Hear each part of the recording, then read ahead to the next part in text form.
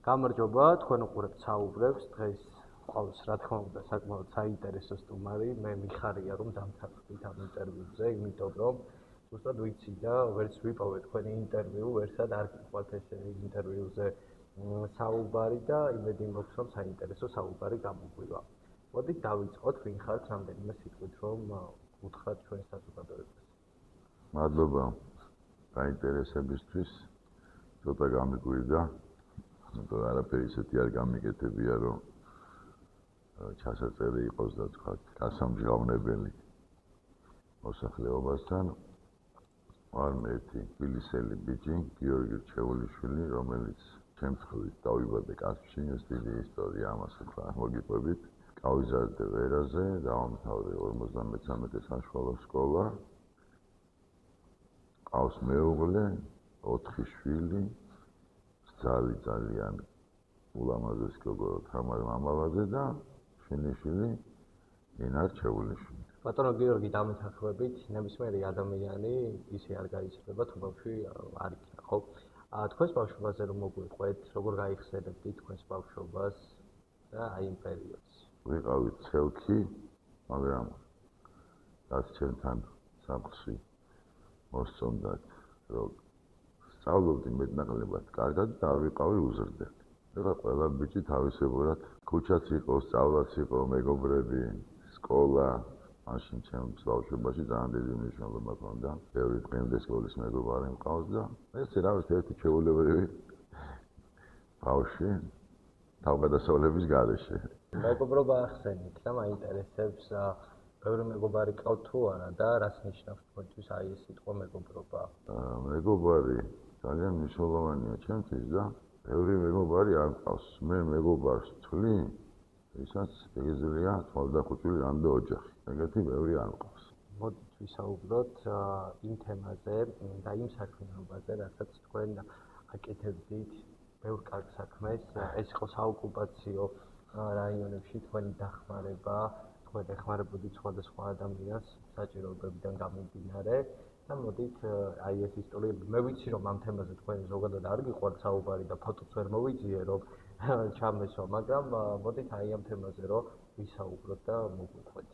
ესე იგი, შემთხვევით არა ვიცი ეს ადგილი. ეს არის გუნის ქარხანა ნომერი 1. ხატონი მანუს არაჯიშვილის აშენებული, 100 წელზე მეტია. გუნის ქარხნის ტერიტორიაზე გავიცანი კარგი ახალგაზრდები, რომლებსაც ჰქონდათ უწმინდესი და უნეტარესი ჩვენი კათოლიკოს პატრიარქი ილია მეორის კურთხევით გაკეთებული საქველმოქმედო ორგანიზაცია სავსე გულით. ახალგაზრდა ბიჭები იყვნენ სიცოცხლით სავსე და ისე მოხდა რომ აუმეგობრდით და ჩავთვალე რომ რა დონეზე ჩემეზე ხელი შემეწყო ამ ქართველი ვაჟკაცებისთვის. ვცდილობდი ხან გამომდიოდა ხან არა. რაც შეეხება საოკუპაციო ხაზს, ერთ-ერთი ქალბატონია ესეთი ვიქტორია მიქავა, მისი დახმარებით ამ ბიჭების ძალისხმევით სოფელი კნოლები იყო თუ არ ვცდები, სადაც ჩავიტანეთ ჰუმანიტარული დახმარება, ესე ვთქვათ, საკოდი პროდუქტები, ტანსაცმელი და რაც შეგვიძლია რა ვიცი ვეხმარებოდით. ასევე რამოდენიმე პროექტი თბილისის მერიის დახმარებით და კომპანია ჯინოს დახმარებით გავაკეთეთ. ერთი მერიის დახმარებით იყო რომ უსინათლოებთან დაკავშირებული პროექტი იყო, უსინათლობის სოციალიზაცია საზოგადოებაში და კიდევ პატიმრის შვილების ესე ვთქვათ ექსკურსია იყო ჯინოში. მადლობა ჯინოს, მადლობა თბილისის მერია სოფელი შეგვიწყეს და რამოდენიმე კარგი ღონისძიება გამოუვიდათ ჩვენთან ერთად, ხალბატონ ვიქტორია მიქავასთან ერთად და ავეცი ჩვენი წილი რაღაც იოტის ოდენა აგური ჩვენ დავდეთ ავეცი ადამიანების წინაშე, რომელსაც იმ დროს ჩვენი ხელის გამართვა უნდათ. ჰუმანიტარული დახმარება ჩაიტანა საქველმოქმედო ფონდმა სავსე გულით საოკუპაციო ზოლის მოსაზღვრე სოფლებში. პირველადი მოხმარების ნივთები და პროდუქტები სოფელში მცხოვრებ 72 ოჯახს გადაეცა. ფონდი საზღვრისპირა სოფლებში ერთჯერადი დახმარების გარდა ბიზნესის განვითარების კუთხით პროექტების განხორციელებასაც გეგმავს. ციური კობერიძე. მე ვიყავი გამგზავრებული სავსე გულის დამფუძნებელთან ერთად ბრიუსელში ვიყავით ევროსაბჭოში იმის იმედად რომ შევხვდებოდით ფილანტროპებს მეცენატებს რომლებიც რაღაცნაირად თქვათ ჩვენს პროექტებს ნაწილობრივად მთლიანად დააფინანსებდნენ მაგრამ 4-დღიანი, 5-დღიანი ვიზიტი იყო, მაგრამ კარგი შეხვედრები ჰქონდა დეპუტატებთან, რამოდენიმე ფილანტროპთან, მაგრამ რაღაცნაირად ეს საქმე აღარ გაგრძელდა. სამწუხარო იყო, მაგრამ ჩვენ კმაყოფილებელად რომ მაინც ვცადეთ. კი ბატონო, თქვენ ახსენეთ თქვენი ორგანიზაცია, რაც მაშინ დაარსეთ. მაინტერესებს, როდის დაიწყეთ ფიქრი, რომ მსგავსი ტიპის ორგანიზაცია შეგექმნათ და აი ეს საქმეები გეკეთებინათ. რა იყო ამის, ასე ვთქვათ, мотиваცია? მე არ შემიქონია შექმნეს ბიჭებმა და დაახლოებით 2 წელი რაც შემეძლო მათ გვერდზე ვიდექი. შემქმნელები არიან ის კარგი ქართველი ღვთის მოშიშე ახალგაზრდები. აი ამ თქვენი აქტივობებიდან, აი ამ ორგანიზაციაში საოკუპაციო ხასდანაც იყავით და ბევრგან იყავით. აი ერთ-ერთი ისტორია, რაც აი უფრო დაგამახსოვრდათ და რამაც რაღაც სხვა თემებზეც დაგაფიქრდათ, რა იყო რომ მოხდა. ჩემი მონაწილეობა სადაც იყო რომ ყველგან არ იყო ასაკურელი ბიჭები თავიანთს საკეთებდნენ, მაგრამ ყველაზე შთამბეჭდავი იყო ჩემი და უსინათლოების შეხვედრა. თქვენ არ წარმოგიდგენიათ ამ ხელა გულის ხალხი გავიცანი მე და ესე ვთქვათ უკომპლექსო თავისი ნაკლი ნუ მყავდა დაყვანილი და ისე დავმეგობრდით და ესეთი ხუმრობები მიდიოდა იქ რა წარმოუდგენელი იყო ჩემთვის და ძალიან ბედნიერი ვარ რომ მაგათთან ერთად რამოდენიმე კვირა გავატარეთ. თქვენ საკმაოდ საინტერესო ადამიანი ბრძანდებით და მოგწონეთ ეთქია ადამიანები როგორც თქვენ ხართ და მე ვიცი რომ გიყვართ სხვადასხვა თაობებთან ურთიერთობა. დღეს ჩვენ საზოგადოებაში და არა მარტო დღეს ისტორიას თუ გადავხედავთ მუდმივად ასე არის რომ თაობებს შორის არის პატარა დაპირისპირებები, არ დათმობა რაღაცების ერთმანეთის მიმართ. აი თქვენ როგორ შეაფასებთ ამ საკითხს და მაინტერესებს აქვთ გითხავთ რა არის საჭირო იმისთვის რომ აი ამ ორმა თაობამ მოახდინოს კარგი ურთიერთობა, რომ ეს საზოგადოებასაც დაიწყოს რა თქმა უნდა და ჩვენ ქვეყანას რომ უფრო წინ წავიდეთ და უფრო განვითარდეს. გამომდინარე ოჯახიდან 17-დან 34 წლამდე ყველა ასაკის ადამიანი მოდის ჩემთან, იმიტომ რომ ჩემი შვილები 17-ის, 24-ის, 29-ის და 34-ის არიან. და ჩემი აზრით სხვაობა და ურთიერთობაც ჰქონდა უფროს თაობასთან და ამათ უფროს თაობასთან ჩვენ შვილებს. ჩვენი თაობა მეტად მორიდებული იყო უფროსი თაობის მიმართ და მართალი რომ გითხრათ, კამათი იყო, მაგრამ უფრო იშვიათად ვიდრე ხშირად. და დღევანდელი თაობა რო გითხრათ, არ მომწონს, ვერ ვიტყვი, რომ ისინი თავიანთი აზრის ბოლომდე გამტანები არიან. მაგრამ ცოტა მორიდება აკლიათ, მეგრე მგონია რა. ასევე მაინტერესებს რას ეტყოდით აი ამ პატარებს პირობითად ჯენზი თაობა ქვიათ ესე და აი ამ ჯენზი ბავშვებს ჯენზი თაობას რას ეტყოდით და რა რჩევას მიცემთ, იმიტომ რომ თქვენარი ადამიანის გამო აიაბენი აქტივობა გააკეთეთ თქვენთვისაც და თქვენი ქვეყნისთვისაც, რაც მთავარია.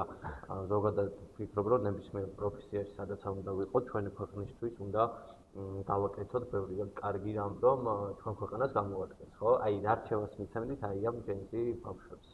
მე პირველს გეტყვით, რომ მე იმ ადამიანებს ვეკუთვნი, ვინც ფიქრობს, რომ პირველ რიგში სიკეთის კეთების დროს შენ თავს უკეთებ და მე სხვას. ეს პირველი და მეორე ჯენზი თაობას ვეტყოდი, რომ პენსიერების განმარტება არ იცვლება საუკუნეებიდან გამომდინარე.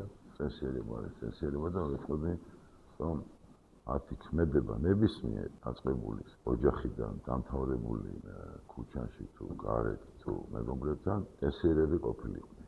რა უფრო მეტი შანსი აქვს აი ამ თაობას რომ წარმატებას მიაღწიოს, რაც პირობითად თქვენ თაობას თქვენი სტუდენტობის პერიოდში არ იყო.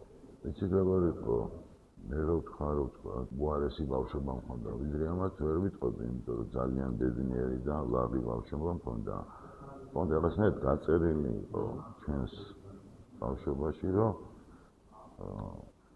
ბაღიდან შედიხარ სკოლაში, სკოლიდან აუცილებლად უნდა ჩააბარო ინსტიტუტში, ან უნივერსიტეტში, უნივერსიტეტის დამთავრების შემდეგ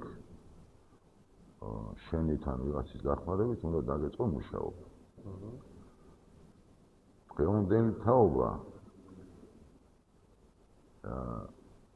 ესე გამოვიდა, რომ თვითონ წყვიტავენ, ჩააბარებენ თუ არ ჩააბარებენ, ჯარში წავლენ თუ არ წავლენ, საქმიანობას დაიწყებენ რაღაცა თავიანთ კერძოს თუ სხვას, უკვე მეტად უფრო გადამწყვეტები არიან, ვიდრე ჩვენ ვიყავით, იმიტომ რომ ჩვენ რაღაცნაირად მშობლები გვიწყვიტავდნენ ამ თქვათ ინსტიტუტში ჩაბარებასთან დაკავშირებით, რომ აუცილებელი იყო და დღეს შეიძლება სურვილი არის მშობლის მსგავსი, მაგრამ ეს ახალგაზრდები თავისუფლები არიან და ესე ვთქვათ, გადაწყვეტილების მიღებაშიც მეტი წილი მაგათთან არის პასუხისმგებლობა, ვიდრე რომ მშობელთან და ჩვენთან იყო, რომ მშობელი იყო გადამწყვეტი, რა გზით წახვიდოთ. ძალიან ხშირ შემთხვევაში. თქვენ რო მიყურებთ, თქვენ გაგვთქველი წესები, თქვენი კონსტიტუცია ცხოვრების და საკმაოდ საინტერესო და მაინტერესებს რა პრინციპი არ გაგითმიათ აქედან გამომდინარე ცხოვრებაში.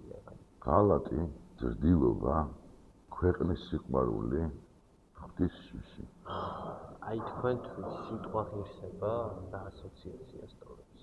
ღირსეული ადამიანი როგორია ესე?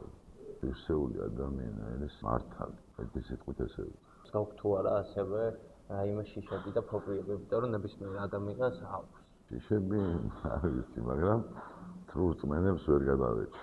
საით თრურწმენა ახსენეთ და მაინტერესებს ბედისწერის გჯერათ თუ არა და საკუთარ თავზე გამოგიწვია თუ არა ის ბედისწერა. ესე ვიტყოდი. ღვთისნებაა ყველაფერი. როგორ დაახასიათებდით საკუთარ თავს რამდენიმე სიტყვით? მიჭირს ჩემს თავზე საუბარი. შემიძლია ვთქვა ესე, უღალატო ღვთისმოშიშე. ბატონო გიორგი, დავნეთანხმებით, რომ 21 საუკუნე ინდიაში არის დეპრესიების, პანიკური შეტევების ბევრ ადამიანს დაეწყო და მათ შორის უფრო ესენი არიან ჯენზი ბავშვები, პატარა ასაკშია ეს უკვე პანიკური შეტევები. თქვენ თაობას ესე ღიად თქვენ საუბარში უხსნათ და არავინ არ საუბრობდა პანიკურ შეტევებზე და არც იცოდნენ. ხო, მაინტერესებს მაშინაც იყო თუ არა ეს და ქონია თუ არა თქვენს მსგავსი პანიკური შეტევა ან დეპრესია. ესე ვიტყოდი რა რომ ჯენზი თაობამ რაც გაიარა და გადიან ეხლა არ ჩვენს ახალგაზრდობას გაუვლია მაგის გარეშე, იმიტომ რომ ჩვენ რო ვიყავით 17-18 წლის ბიჭები და როგორები, მაშინ დაიწყო ეროვნული მოძრაობა. მაშინ მოხდა 9 აპრილი. მაშინ იყო სამოქალაქო ომი, როგორც თბილისის ომს ეძახიან. მაშინ იყო სამაჩაბლოში დაპირისპირება. მაშინ იყო აფხაზეთში ომი. ძალიან ძიმე წლები გავიარეთ ჩვენმა თაობამ, მაგრამ ესეთი პანიკური შიში რო ყოფილიყო, მე არ მახსენდება. რაღაცნაირად ისე, რა ვიცი, უფრო ისე ვიღებდით ამას პანიკის გარეშე. ჩვენ გვეხებოდა, მაგრამ ნუ ესე რომ ვთქვათ, ვაშკაცურად ხდებოდით. თქვენ ცხოვრებაში მთავარი გარდატეხა რა მოახდინა? ჩემს ცხოვრებაში მთავარი გარდატეხა მოახერხა ოჯახის შექმნა. 21 წლის უკავი როცა შევქმნი ოჯახი, ესე რომ ვთქვათ, მზად არ ვიყავი, მაგრამ ჩემი და ჩემი მეუღლის ძალისხმევით გარდატეხაც მოხდა და იყვავს ეხლა 4 ანგელოზის შვილი. ოჯახი ახსენეთ მინდოდა ამ კითხვის დასმა დიმიტრიზე, თქვენი ვაჟი დიმიტრი, მასტერშეფშიც იყო. კი ბატონო. აქვს თავისი ეს საქმიანობა, საკმაოდ საინტერესო და ბევრი გამომწერი წყობს ამ გზაზე და ბევრი ადამიანს მოწონს მათ შორის მეც. მაინტერესებს დიმიტრიზე რომ მოგვიყვეთ ბავშვობაზე და აი კონკურსში რო გავიდა, მაშინ აი როგორი განცდები და ემოციები გქონდა. დიმიტრიზე რა შემიძლია ვთქვა, ბავშვობიდან იყო ცოტა უცნაური ბავშვი, დამხრივ. იყო უპრობლემო ოჯახის დამხმარე და მომხმარე, ესე ვთქვათ, ბავშვობიდან და მე ჩემს მეუღლეს სულ ეუბნებოდი, რომ 4 შვილიდან ამაზე მეოთხე არ ვნერვიულობდა. რატო? სულზე რატო ნერვიულობდა? დიმიტრი არის პასუხისმგებლიანი და შრომის მოყვარე ადამიანი და სულ ამბობ და ნებისმიერ ემიშვილი თუ მის მეგობარი თუ ვინც არის, რომ არ არსებობს პასუხისმგებლიანი და შრომის მოყვარე ადამიანი არ გამოვიდეს მისი წამოწყებული საქმე. შეიძლება ერთი არ გამოვიდეს მეორე, მაგრამ მესამე აუცილებლად გამოვა. ასე რომ დიმიტრი ესე რომ ვთქვათ, კარგი შვილია. ბავშვობაში რომ დაბრუნდეთ, რა პერიოდს აირჩევდით? ეს იქნებოდა სტუდენტობა, უფრო პატარა ბავშვობა თუ? ბავშვობაში დაუბრუნდე, მე მაინც აირჩევდი სკოლას. რატო? იმიტომ რომ ძალიან კარგი სკოლა არის 53. არაერთი ჩემი ოჯახის წევრი, როგორც ჩემი მშობლების თაობა, ისე ჩემი თაობა, ჩემი შვილების თაობა ძალიან დაკავშირებული ვართ სკოლასთან და ჯერ ის არ დღის მარტო რომ ერთი სკოლის მოსწავლეები ვიყავით მე და ჩემი დღევანდელი მეუღლე. პირველი და უკანასკნელი. რას ეტყოდით? შანსი რომ გქონდეთ პატარა გიორგი ის აი ვინც იყო აი თქვენ თავს როცა იყავით 10-დან 12 აი ის გადმოსახედნია ასე თქვა არაფერს არ შევცვლით. ხო როგორ ფიქრობთ რატომ თახდა ეს ადამიანების ურთიერთობა უფრო ცივი ვიდრე ეს იყო თუნდაც პანდემიამდე ხო რომ ხედავდით როგორი კარგი ცხოვრება იყო ანუ კარგი ცხოვრება ბიზახია ადამიანებს შორის უფრო მეტად უყვარდათ ერთმანეთი, უფრო მეტ სითბოს გამოხატავდნენ ერთმანეთის მიმართ და დღეს ასე არა, თითქოს უფრო გავცილდით. თქვენი აზრით, აი ამ COVID პანდემიამ რა ასახვა პოვა დღეს ჩვენ საზოგადოებას? COVID პანდემიაზე არ ვიცი, მაგრამ მე ადამიანების გაქცევას, ურთიერთობების გაქცევას, დაშორებას, ესე ვთქვათ, ერთმანეთისგან, მაინც სოციალურ ქსელებს ვაბრალებდი. და რაღაცნაირად ჩაიკეტნენ ამ სოციალურ ქსელში და ნაკლებად არის ურთიერთობა ადამიანებს შორის. აქტიურად ვიყენებ სოციალურ ქსელს, არა ისე რა, არა, ვერ გეტყოდი რა.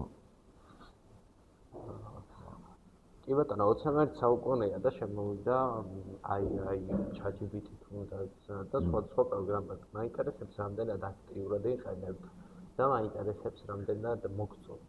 ან არ მოგწონთ? აქტიურად არ ვიყენებ, მომწონს, მაგრამ ყველას განსაკუთრებით ჩემი შვილების თაობას ვეტყოდი, რომ წიგნთან კავშირი არ დაკარგონ. მნიშვნელოვანია ადამიანის ერუდიციას, განათლებას ძალიან ეხმარება წიგნი. შეიძლება თქვა სოციალშიც ძებნება თქვა ის წიგნი, მაგრამ წიგნთან კავშირი სხვა რამეა. წიგნს ყველა სხვადასხვა წიგნს ანაწარმოებს თავისი სუნი ასდის ისეთი სხვანაირი ემოცია გებადება. ესე ვფიქრობ.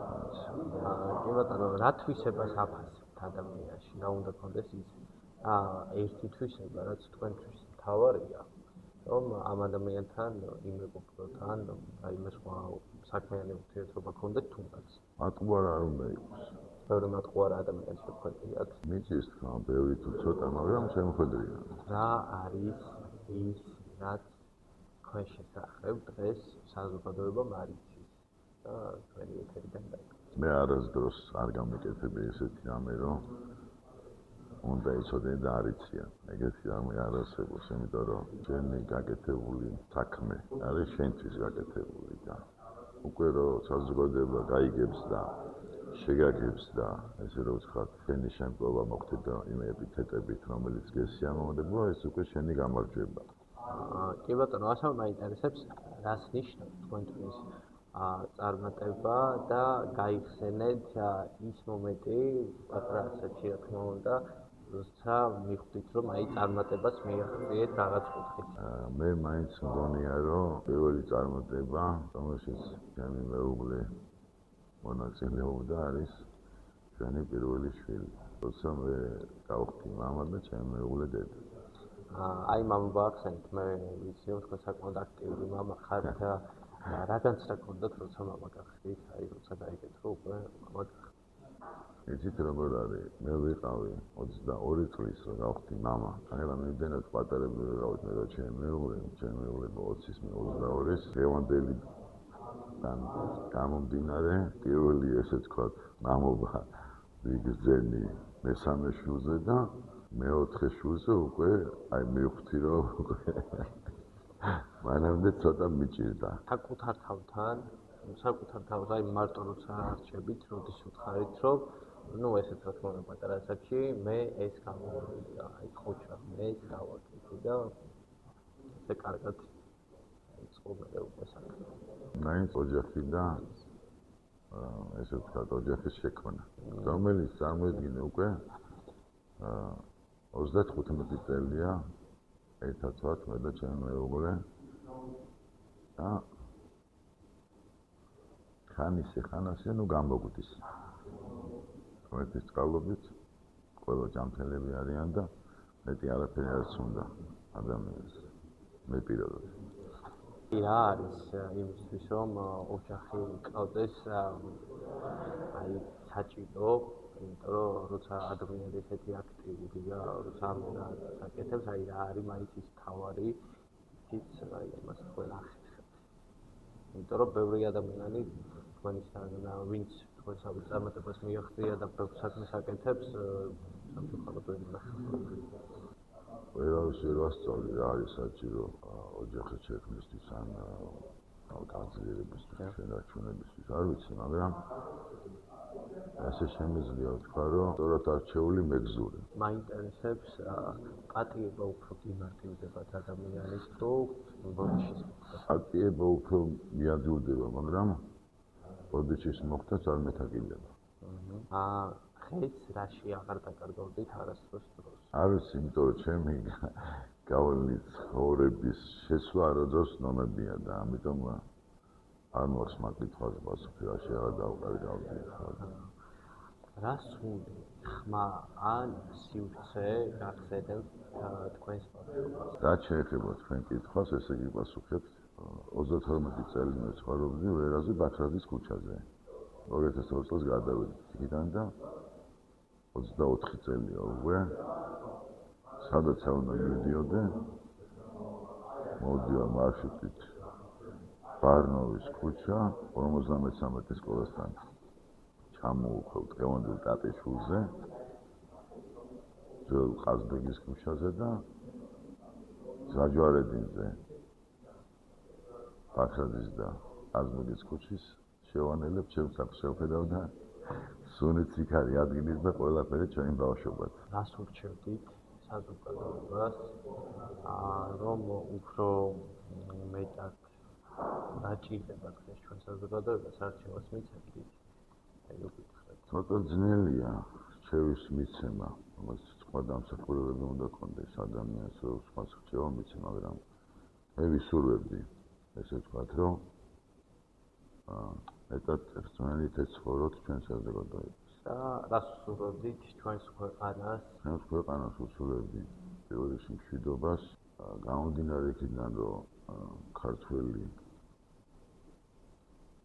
ერი მართლმადიდებელია, უსურვებდი, რომ ერთის წმენა ქონოდეთ და ძალიან მინდა, რომ გამთლიანებული საქართველო ნახო. ძალიან. ეგ ნებისმიერი ადამიანის ოცნება ჩვენს ქვეყანაში მიხარია, რომ მიყავით ჩვენი საუბრების სტუმარი. ვფიქრობ, რომ საკმაოდ საინტერესო საუბარი გამოგვივიდა. წარმატებებს გისურვებთ. მადლობა დიდი. ასეთი იყო საუბრები, ერთმანეთს შეხვდებით პარასკევს საღამოს 10 საათზე ტელევიზიაზე. დროებით. მშვიდობას გისურვებთ.